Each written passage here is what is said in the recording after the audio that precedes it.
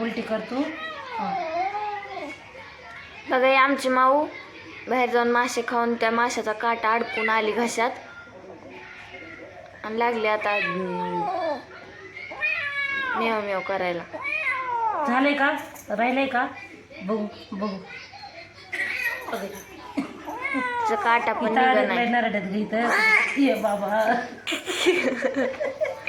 मग सोड तिला त्रास नको दे, तुझ्या घशाला त्रास व्हायला लागलाय आधीच. अगं पण तिला उलटी केल्याशिवाय काटा निघणार नाही चिकू. पण ती उलटी नाही ना करायली ती. तिथं कुठेतरी आहे तिच्या काटा हो तिथं कुठेतरी. तू कशी काढणार आहे मग ती काटा? तिला उलटी झाल्याशिवाय ती काटा होणार नाही ग. तेव्हा हातरुणावर गेली तिला घेतलं. ऐ ऐ ऐ ऐ इकडे मग इथं येतो. आमचा अभ्यास चालू आहे आणि ह्यांचं काय बघा चालू आहे. बाहेर जाऊन नाही दिलं, कधी जाऊन आली काय माहित, कधी गेलती काय माहित बाहेर. कर उलटी कर. उलटी उलटी केली का नाही तुझं कसा मोकळा होईल जरा. उलटी बी कर नाही गेली का तिने. काय करायचं सांग आता.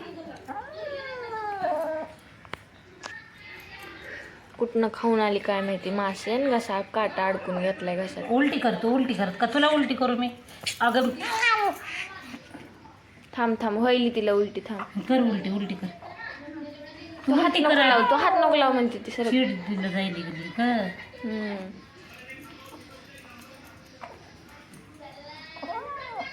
उलटी करू का तुला? तुला उलटी करू का?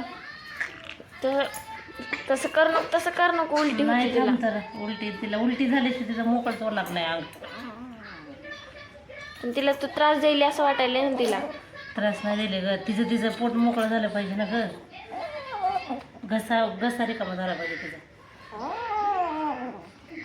तू उलटी बी कर नाही मावडे. उगाच जाते कुठे बाहेर आणि खाऊन येते काय बी. बस इथं इथं बस शांत. काटा काय निघा नाहीचा.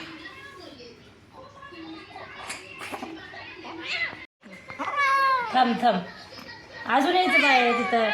मासे पडल्यात, मटण हाडकं यायचं खाऊन तिकडलं लोकाच्यातलं. हा मग कशात अडकत नाही आपल्या काय. अगं सोड ग, काहीतरी वाटू द्यावं. जाते तिथं सोड ग. तिच्या आधीच काटा अडकला तू वरनं त्रास दे मम्मी तिला. नाही ना त्रास कशाला. आता मोकळं झालंय जरा उलटी केल्यामुळं तिचं. पण उलटीमध्ये काटा निघला नाही मावडे. काटा निघल्याशिवाय झोपूच देत नाही ते आपल्याला.